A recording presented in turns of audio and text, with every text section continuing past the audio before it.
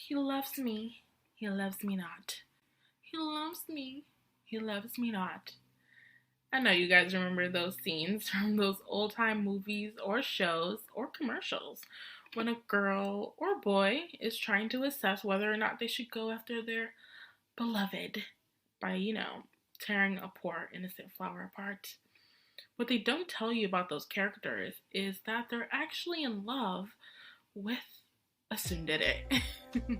Welcome to Anime and Beyond. In this trope series, we're going to be taking a look at some of the most popular anime tropes that we have seen thus far. In this episode, we're going to be taking a look at one of the most popular ones and a personal favorite of mine, which is the tsundere. The term tsundere refers to someone who, while being an overtly violent or cold person, can exhibit signs of softness or vulnerability at the slightest provocation. We see characters like this in many romantic comedy anime series, but they can also show up in shonen series too.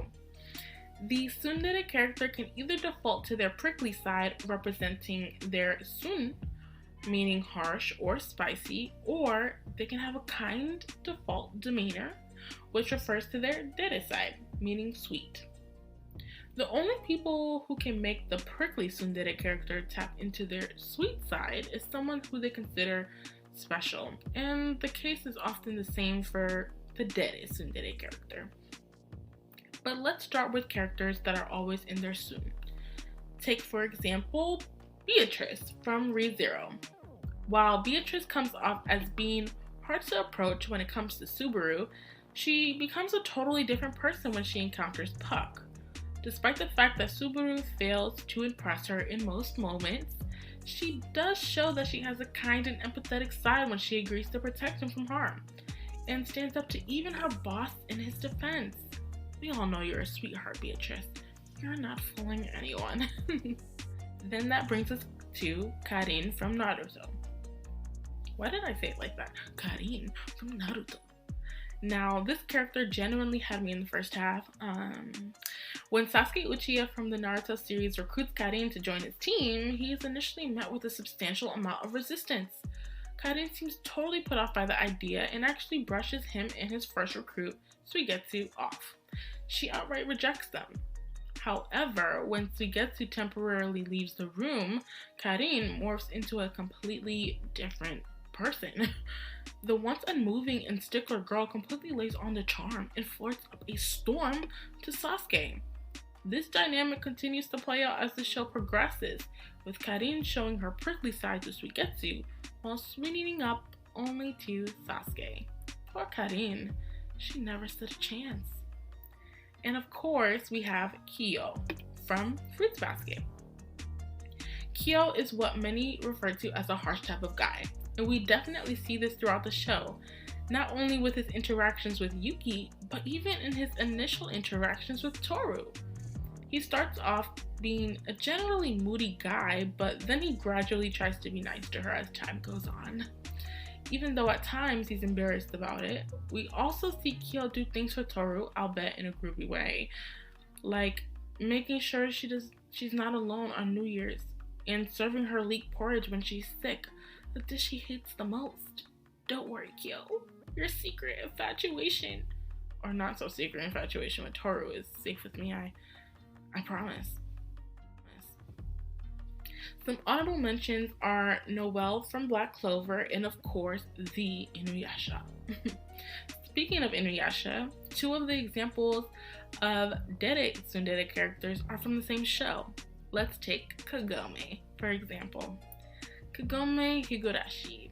She is what most people would refer to as the classic girl next door type. Or in this case, girl next world? I'll see myself out, thank you. Most of the time, Kagome is a generally kind and understanding girl, but make her mad and boy, she'll show you no mercy. We see this especially in her interactions with her fellow tsundere love interest, Inuyasha, which is especially bad for him given that she has the power to, slam him to the ground due to his cursed necklace. Another dere character from the Inuyasha series is Sango. Sango's tsundere side often appears when she's dealing with her own love interest Miroku. Sango is chill most of the time, but when Miroku behaves like a pervert, she quickly yields to her inner demon, making sure to give him a stinging whop on the cheek. Another example of a Tsundere character is Princess MANSHERRY from One Piece. Now, Princess MANSHERRY is actually initially described as a bitter, selfish, cruel, spoiled, and ill-tempered person by her own love interest Leo. This is long before we get to know her, and by the time she's introduced to us, we actually get to know that she's actually a nice person. She's not like this description at all, though we finally get to understand why he would describe her that way, because she only treats him harshly, mostly due to the fact that he's really dense about her feelings and the fact that she's absolutely in love with him. Oh, princess, you have my condolences. I'd also like to throw in WINRY Rockwell from the Full Metal Alchemist series as an honorable mention of a character who is a Tsundere character. While witnessing the Tsundere shift from sweet to mean and back and forth can easily give us whiplash, there is also an element of relatability to their character. We all know someone who runs hot sometimes and then cold a minute later. Although the Tsundere character can either be one of your favorite characters or your least favorite characters, there is no doubt that they make things a lot more interesting. What do you think about the Tsundere trope? Do you think it's played out? Do you tend to like or dislike this type of character? What do you want to see next? Let me know your thoughts. Thank you so much for tuning in to Anime and Beyond. Leave a like, subscribe, and share if you'd like. Until next time, thank you.